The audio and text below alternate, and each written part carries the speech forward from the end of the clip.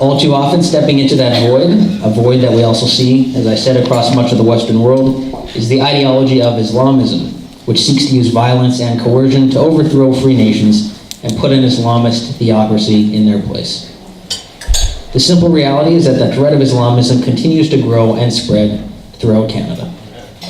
We can see the vile toll of that ideology in the endless series of terrorist attacks across the world, from organized attacks like the Bataclan massacre in Paris to so-called lone wolf attacks here in Canada, in the United States, across Europe, and across the world. But the threat goes even deeper.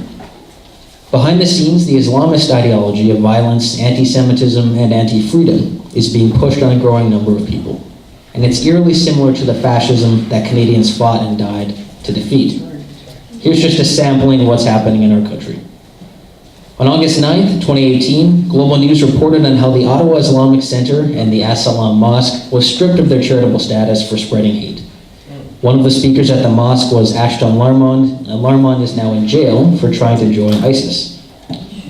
On August 5th, 2017, Tariq Fatah reported in the Toronto Sun that the mosque in Thorncliffe Park, which is in the same area where Toronto mass shooter Faisal Hussein lived, was preaching things like calling on Allah to count their number, slay non-Muslims, and more. On November 4th, 2017, Joe Warmington reported about an imam in a Toronto mosque who, in words translated from Arabic, called for those who wish ill for Islam to be annihilated. Another statement by the imam apparently referred to, and I'm not going to use the exact words, but many horrific anti-Semitic references to Jewish people. On March 22nd, 2017, CGN reported on how hate speech was being spread at the Dar al-Arqam Mosque in Montreal and the Al-Hikmah Mosque in Toronto. Remarks at the mosque were seen by many as dehumanizing Jewish people and inciting hatred and violence. On May 4th, 2018, Candace Malcolm reported that the Trudeau government gave Canada summer jobs funding to the Muslim Association of Canada. Yet in 2015, the Muslim Association of Canada was subject to an RCMP search warrant that, quote, linked MAC headquarters in Mississauga to the International Relief Fund for the Afflicted and Needy Canada, IRFAN Canada. It's a nice name, but IRFAN Canada is, quote, a banned terrorist organization with financial ties to Hamas. The Harper federal government had said that IRFAN Canada gave about $14.6 million to Hamas-linked groups. Now the IRFAN-linked Muslim Association of Canada is getting money from the federal government paid with our tax dollars. As Malcolm reported, while MAC publicly speaks out against violence and terrorism, its leaders have also expressed support for both Hamas and the Muslim Brotherhood. MAC's website once listed Muslim Brotherhood founder Imam Hassan al-Banna as a major influence of the organization. Based in Mississauga, Ontario, MAC owns and operates at least 18 mosques and 20 schools across Canada. Its properties in Canada are valued at upwards of $31 million. An MAC-operated mosque in Vancouver also made headlines last November when its imam called on Muslims to send money, weapons, and expertise to Palestinians fighting against Israel. Now they're getting our tax dollars.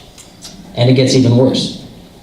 As I recently reported, Thomas Quigan, who is a highly respected court expert on terrorism with experience in the RCMP, alongside Tahir Gora of the Canadian Thinkers Forum and TAG TV, Rahil Raza and Sohail Raza of Muslims Facing Tomorrow, and Benjamin Dichter are calling for the RCMP to investigate the Trudeau government for potential funding of terrorism.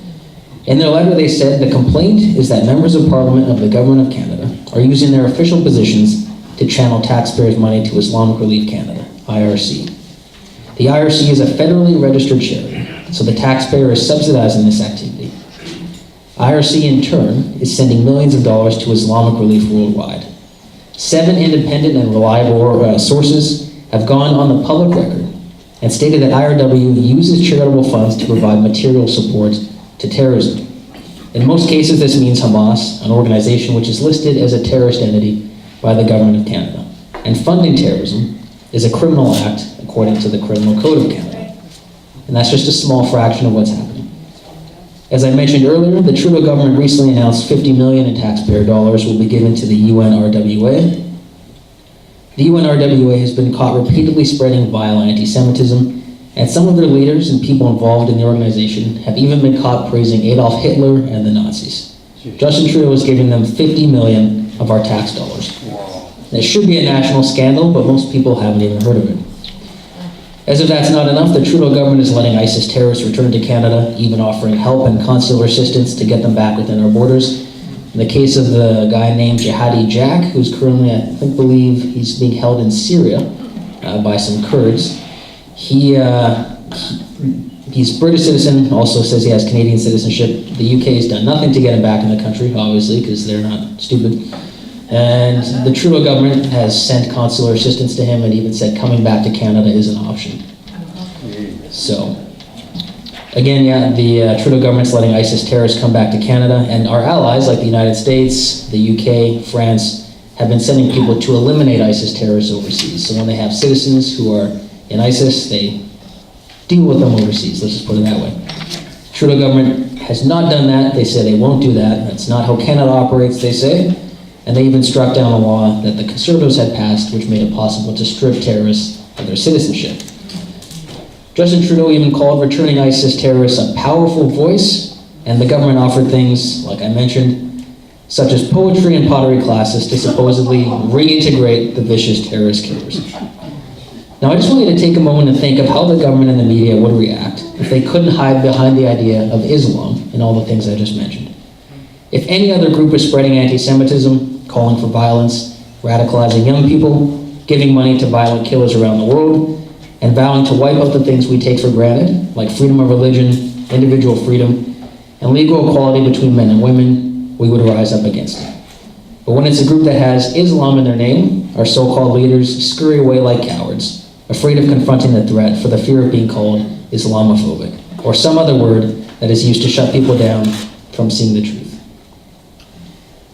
This cowardice on the part of those who are supposed to be protecting the Canadian people and our way of life is a direct result of the void created by globalism and identity politics. Those in power have lost confidence in Western civilization, they've lost confidence in our history, and they've lost confidence in our values. And because they lack confidence, they lack the strength to defend Canada. By contrast, the Islamists are full of confidence. They see Canada as a nation to be conquered, non-believers as enemies to be eliminated, and freedom as something to be wiped out. And in the face of that confidence, our leaders simply surrender over and over and over again. How else can we explain that the Trudeau government won't even call ISIS by its name and refer to ISIS terrorists as so-called foreign fighters?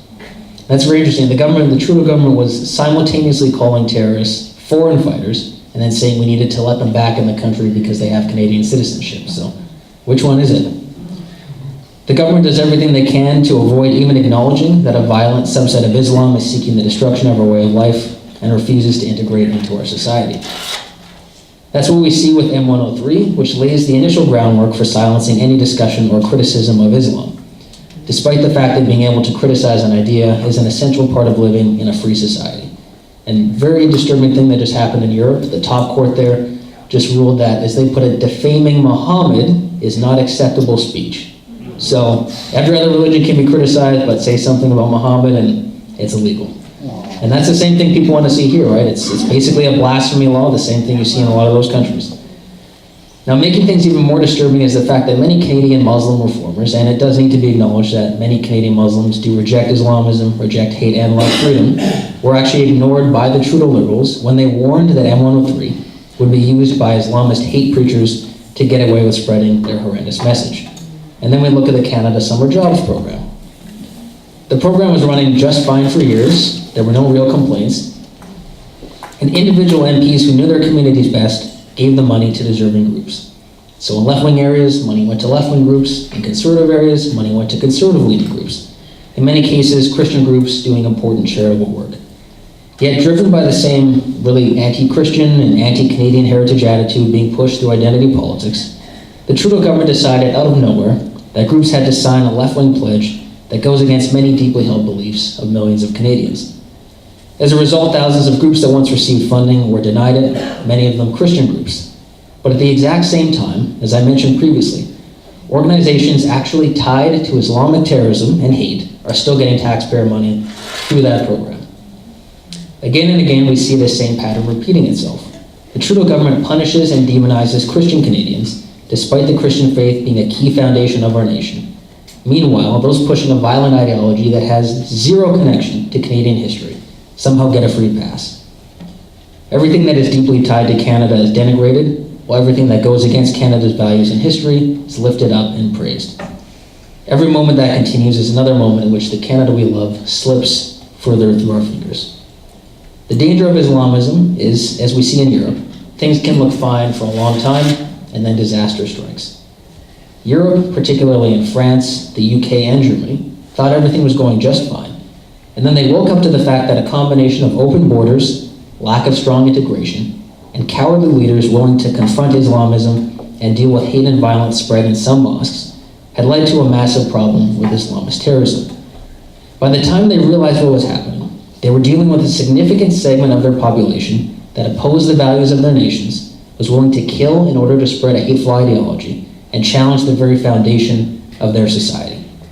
Canada may not yet be as far gone as Europe, but our leaders are taking us down that exact same path. And we can see that it's happening all around us.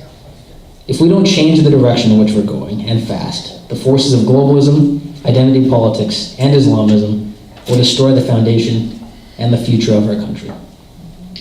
So now we know the threats, we know our nation is in danger, and we know the stakes couldn't be any higher. And while we know what we're against, we also need to make clear what we're for. Building a movement that will grow from coast to coast to coast to take back our nation. That's why this must be the beginning of a nationwide Canadian patriotic movement. And here's what a Canadian patriotic movement would do to help begin the restoration of Canada. The carbon tax and other job-destroying regulations would be cancelled to unleash the true potential of the Canadian economy. We would never hurt our workers or hurt our industries just to gain favor at elitist conferences in distant global capitals. We would strengthen our military and ensure we have a strong and modern force to protect our country. Relying on other countries to defend us is not an acceptable plan, and we must handle it ourselves. We would be very clear that Canada's national identity is based upon embracing freedom of speech, the dignity of the individual, freedom of religion, and economic freedom. We are the true north, strong and free must mean something. We will stand strong for Canada's cultural heritage, including the gift of Western civilization. We protect the legacy of our founders and resist any attempt to wipe out their memory or take down their statues. Canada would be a welcoming country, but that welcome would be on our terms, would be lawful, and would be based upon our commitment to ensure that we always remain a free nation, pushing back against any ideology or system that wants to suppress or take away our freedom. Those who cross into Canada legally would not be allowed to stay in the country. We would fully eliminate foreign aid and keep our taxpayers' money in Canada. We use that money to help Canadians who are suffering, instead of giving it away to foreign governments. We make sure that Canadian citizenship means something again, and that evil ISIS terrorists are stripped of their citizenship, eliminated overseas, and banned permanently from ever setting foot on Canadian soil. We ensure that the school system is about educating young people to succeed in the economy, not indoctrinating them with left-wing social engineering. We stand up for the rights of Canadian law-abiding gun owners. We investigate those spreading hate in Canada, cracking down on Islamists, and kicking hateful imams out of the country, making clear that their vile hatred and anti-Semitism has no place within our nation. We end oil imports from Saudi Arabia and other foreign countries, bringing in a Buy Canadian program to make sure 100% of Canada's oil is domestically supplied.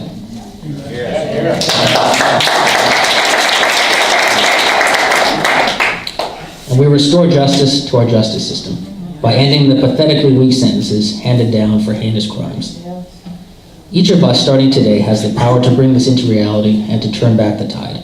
Instead of a dangerous post-nationalist future, we can restore the promise of our country through a Canadian patriotic movement that will give us the strength to defeat globalism, identity politics, and Islamism. And turning the tide starts with our mindset as Canadians. The Canadian patriotic movement can provide us with a mindset that is in direct opposition to the forces trying to tear down our country. And if we change the thoughts that rule our nation, we will change our nation. Now, the globalists are terribly afraid of a Canadian patriotic movement because it has the power to unite Canadians of all backgrounds and all faiths around our shared values and our determination to protect the Canadian nation state, undoing the dangerous divisiveness of identity politics. When people are divided, they're easier to control, and that's exactly what globalism and identity politics is all about. It divides us into smaller and smaller tribes, while patriotism and nationalism unites us as one tribe, Canadians. As unified Canadians, our shared values of respect for our tradition of Western civilization, individual dignity, and freedom can overcome all the differences that are supposed to divide us. When we are unified, we will realize that our country cannot allow Islamism to spread. Our love of our country leads us to want to protect it, and a hateful, conquering ideology within our borders is not something we can accept. To take back our country, we must also recognize one thing that the globalists, identity politics pushers, and Islamists understand and have used very successfully against patriotic Canadians. They understand the power of words.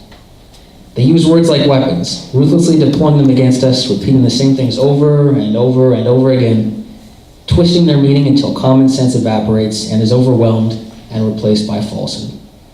For example, they've denigrated patriotism and nationalism, even though it just means loving and defending our country. As a result, patriotic Canadians are often on the defensive, afraid to be politically incorrect, afraid to say something wrong, and afraid to be considered offensive. That has to end now. We're the ones who are standing up for our country. It's the post-nationalists who should be on the defensive, because globalism, identity politics, and Islamism are deeply anti-Canadian. The reality is that without Canadian nationalism and patriotism, and without a Canadian patriotic movement, Canada as we know it will not survive. Now, to take back our country, we will need to be courageous and we need to be tough. We know that we will be attacked for loving our country and wanting to defend it. We know we will be called names, we will be denigrated, they will try to lie about us, and they will attempt to silence us. But we have to push past all of that. We believe in our country, and we believe in what it can be. And that belief, including our belief in the values and civilization that form Canada's foundation, gives us the strength to overcome whatever obstacles could stand in our way. On person, on social media, on the radio, and on TV, we need to have the courage and toughness to say that we are patriotic Canadians, showing the millions of Canadian patriots across the country that they are not alone. Even as we face a tough and difficult battle ahead, take a moment to imagine what Canada could be like if we're able to cast off globalism, reject identity politics, and defeat Islamism. Imagine a country where strong families can afford to live and grow and prosper. Imagine a country where we embrace the future with confidence because we understand the importance of our past.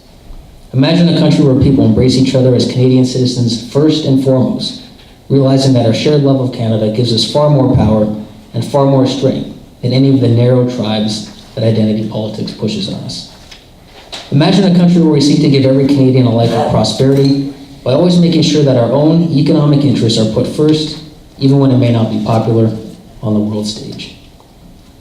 Imagine a country where we unleash the full power and full potential of our vast land and our abundant resources, reaching levels of wealth for Canada that we could only previously have dreamed of.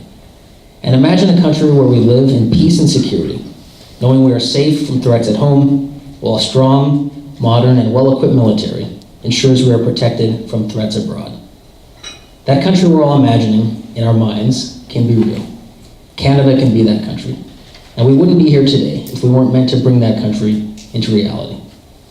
We now face a clear fight between two sides, a fight between the post-national movement and the Canadian patriotic movement.